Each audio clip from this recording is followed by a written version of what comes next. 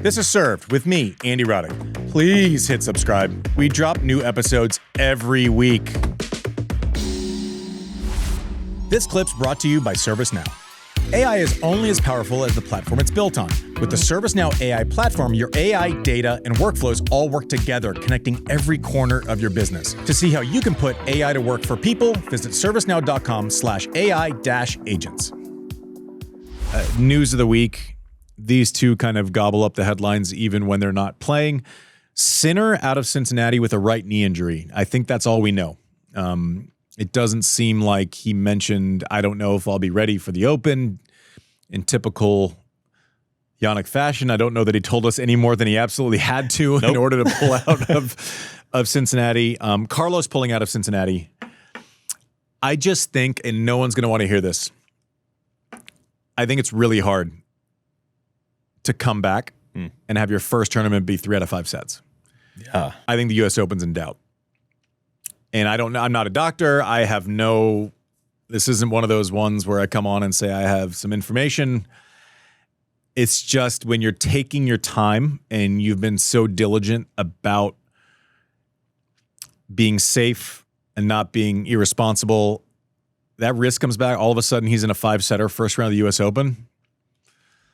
That would be counter to everything that he has done this far with taking his time and being patient with this injury. Is that, you're saying it's harder, is that more physical or mental? Just more reps. Like if you don't know where your wrist is at, or let's say you think it's 100%, yeah, but the first time you play an extended format and it's 4 hours, it's going to feel some kind of way. Anytime you come back from an extended injury, you play that first game, you go in, and your team sits down and goes, how did it feel? How is it different? How are we going to go about this? Yep. Having those conversations after playing an hour and 20 minutes in Cincinnati versus potentially having to play, 7 5-setters in 14 or 15 days, I think it's different. Now, if anyone can do it and just jump in midstream, it is Carlos. But it would just be counter to the way that they've gone about this injury, at least outside looking in thus far. So for people like me who zero athletic experience except for 1 year in high school, there's just not a lot. Tell us about that. I took 2 wins out of like 25. Okay. So that's it was terrible. Yeah. But can you explain why, to people who may not understand, can you explain why you can't just practice for 5 sets? Like what's the difference?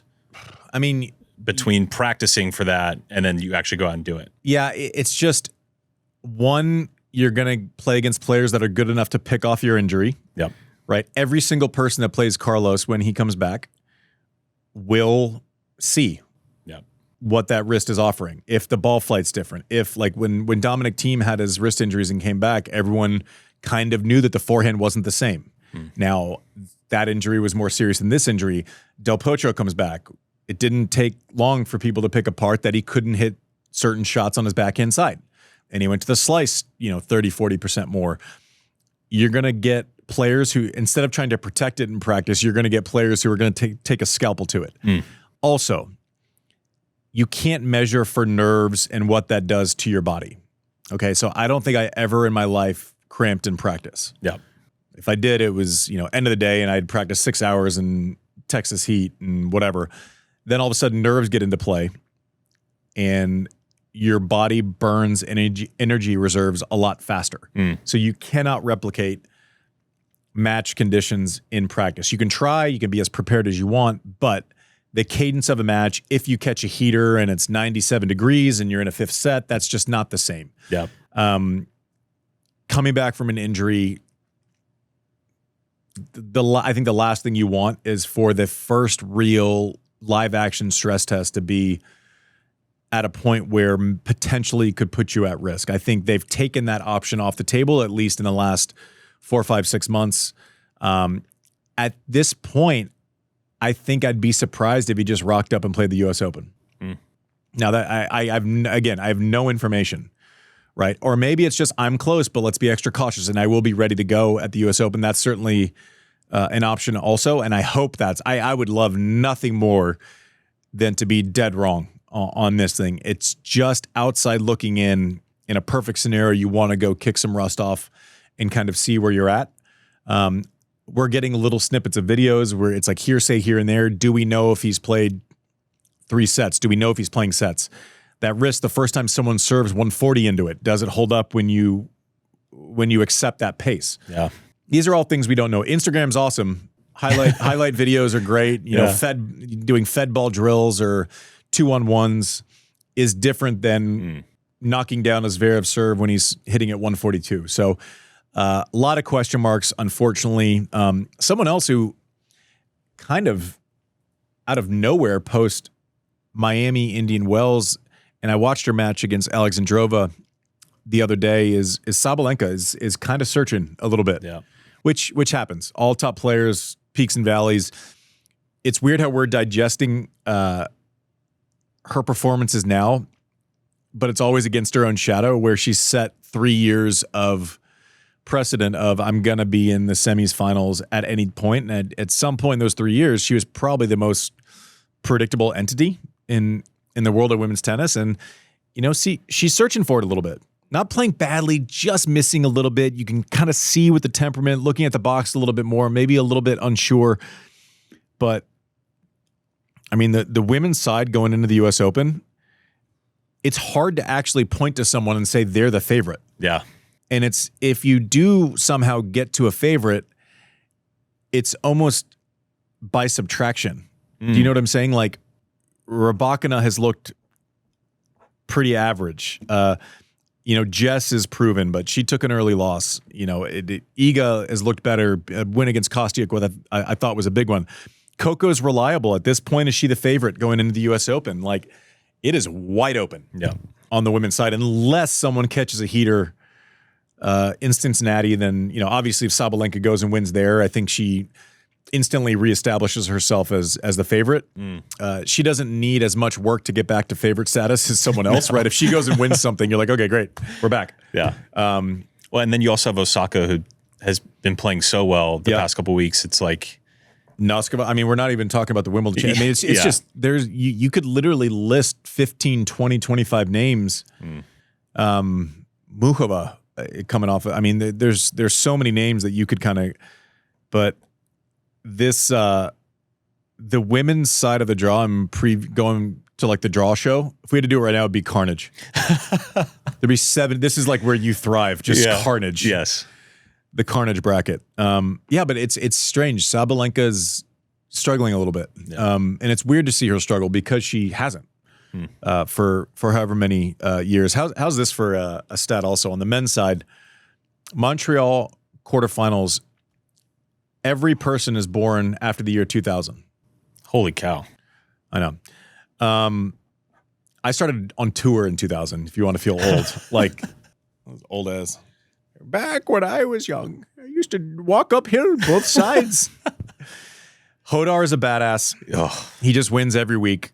It's good to see Feast back in the mix. It's good to, I mean, Hodar's going to make World Tour finals. Yep. I'm just telling you, he's good every single week. Learner Tien is so good. Mm-hmm. Like, he's gonna sneaky start, like, be real close to the #1 American very soon. Man, like, he just wins on fast surfaces. He is not fun to play against. His ball striking, his ability to create space, like, he doesn't beat you with pace. He beats you with this depth and this accuracy. He wins every single week. Like. He just creates space where, like, the winners he hits, it doesn't even feel like he's trying to pump one. Interesting. Like, he just creates space and then kind of walks through the space that you give him. Continue to be more and more impressed. Like, I think when he first started playing well, I'm like, yeah, he's a really good player. Doesn't serve big. Maybe consistency will be tough. I mean, he's kind of flipping all those narratives on their heads. He's going to be really close to the #1 American sooner rather than later, like within the next 6 months. Wild. I know. What do you got? You got some? I have a question for you based off of that. So, one of those guys in the Masters in the Montreal quarterfinals, I'll just list them real quick, but one of these guys leads the ATP in quarterfinals. So we got Hodar, Mensik, Tien, Merida, Feast, Shelton, Darderi, and Nakashima. Which one of them leads the ATP in quarterfinals? All right, I only caught up with about 5 of those, but the sneaky one that I would go to, because he plays a lot and he's had success this week, is Darderi. You got it. Boom! You got it. We thought you were going to say Hodar. No, Hodar started playing well in like May. Yeah. You know, he wasn't even on tour at the beginning of the year. Dodari's got 10. Boom. Nice. This is me feeling self-satisfied. Yeah, that was good. This is me feeling I thought I got you. very good. You didn't. No, You didn't. I didn't. What do you think? Throw it a break, come back with a little Holger? Little Holger. I'm excited. He was, by the way, he was fantastic when he came on before. I don't know that we're going to go as in depth with like, you know, break down 17 players. But go back and watch that. I mean, it was cool. I can be honest, I kind of, you know, I didn't put an effort. You know, I tried, but it was not a full effort. And credit to him also for making it difficult for me. I don't want to take anything away from that, but you know, it was not a full effort. And is that when you say effort? Because let me just interrupt for a second. Because when you say effort, when I watch you, I never ever look at a match, and I may disagree with tactics. I may disagree with, you know, how someone goes about it. Like, listen, that all happens. We're not all good every day, but I never look at you and go, that guy's not physically there. Are you talking about like the mental side of it? Yes, mental kind of effort. You know, because for example that match, you know, then I play, then I change tactic every 3 or 4 games, then I try to play extremely aggressive. Then, you know, I'm playing aggressive. I'm looking at my team. I'm like, but I'm trying to do some things. But you know, if I really tell myself I need to win this match, I would most of the time find a way to win. It's just because, you know, sometimes you think things are rough. Oh, it's tough to move, or you feel the leg a little bit more, or something like this. And that's those matches where you just gotta dig deep and forget a little bit how you feel.